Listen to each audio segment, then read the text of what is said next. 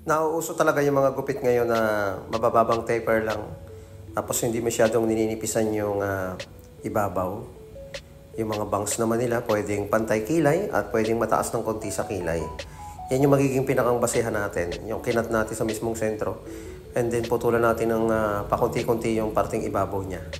At ilolo taper lang natin yung gilid. Ikikip lang natin yung volume ng kanyang buhok sa top at saka sa back ng kanyang buhok.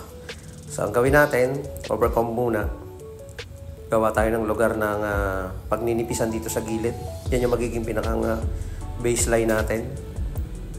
Hindi natin masyadong babawasan yung kapal ng kanyang buhok at yung haba, siguro mga konti lang. And then gamit tayo ng 1.5 na clipper guard sa gilid para hindi mapuwersa yung pagnipis. Sa mga ganitong klase ng buhok, pwede kayo sa mga ganitong gupit. Yung mga medyo makakapal sa likod, iti-taper lang natin. And then babawasan lang natin ng konti sa ibabaw.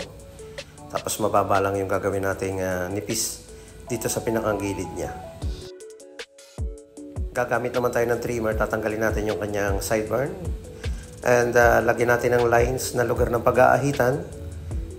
Yung mga ganitong gupit noon, pwede rin tawagin nilang barber's cut. Kasi ganito kasi yung mga kadalasang gupit ng barber's cut noon. Ang kaibahan lang dito sa taper, ang taper kasi ay pinipade yung parting likod at saka pinipade din yung patilya. Ayun. Siguro bawasan lang natin ng konti, ibalanse lang natin yung haba, mga dulo lang.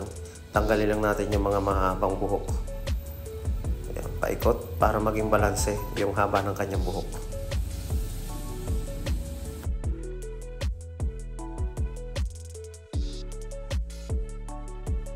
Same sa ibabaw, bawasan din natin yung haba ng ibabaw, konti lang.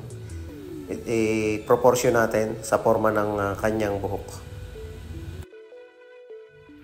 Basahin muna bago ahitan para maayos at hindi mahirap itong ahitan.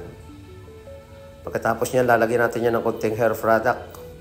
Ano man ang inyong hair product ay pwedeng ilagay sa inyong buhok. Depende na yan kung gaano kakapal ang inyong buhok, ganon din ang amount na ilalagay mo, konti lang, para i-estimate mo kung kulang, dagdagan mo ng konti. And then suklay natin. Ayan, locking press na.